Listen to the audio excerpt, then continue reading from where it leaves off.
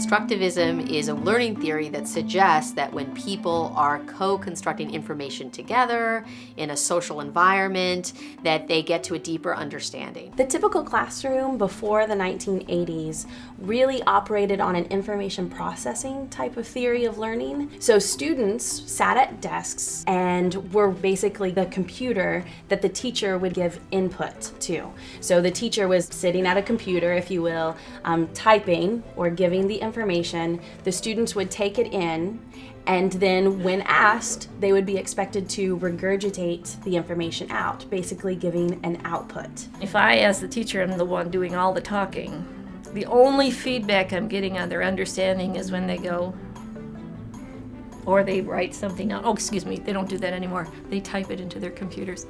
But that's not a really good measure. So it's much better if we have them actually do something with the information.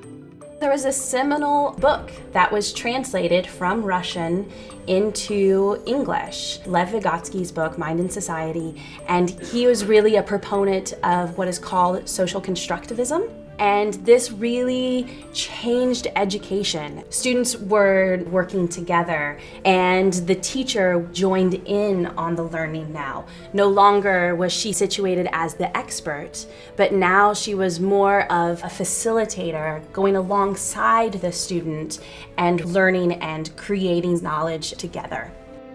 As we interact with the world, we construct our own understanding that is based on our experiences, our prior knowledge, and the connections that we make. So even if you and I heard exactly the same thing, your past experience is different from my past experience, and therefore your experience would lead you to create a slightly different version of reality than mine. This is not a triangle, it's a skateboard ramp.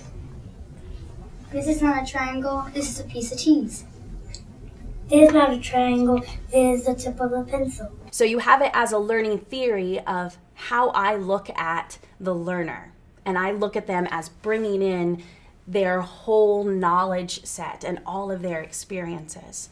But then on the other side, it also covers this idea of constructivist learning strategies, which this is the real active involvement in their learning, a shared responsibility for their learning. As a facilitator or teacher, if I am creating opportunities to check in and check for understanding and see how students are interpreting the information that I'm offering, that I'll have a better understanding of what they got and what they didn't get, and I'll teach better. I'll know what to teach next. When the students participate, when they see other people participating in this activity, it gives them not just a verbal memory, but also a visual memory and even a kinesthetic memory.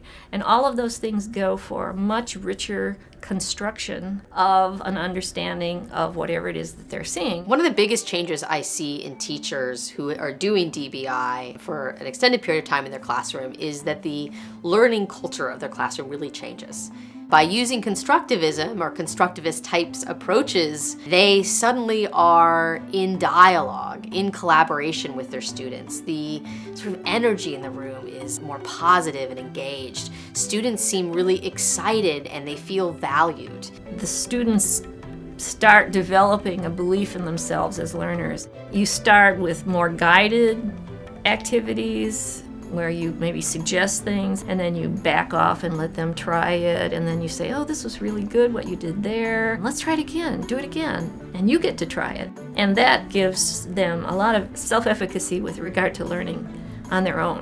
And that's really important. They have got to learn to trust themselves. The kind of socially constructed learning that happens in DBI really changes the way students are learning and thinking and how teachers feel connected to their students.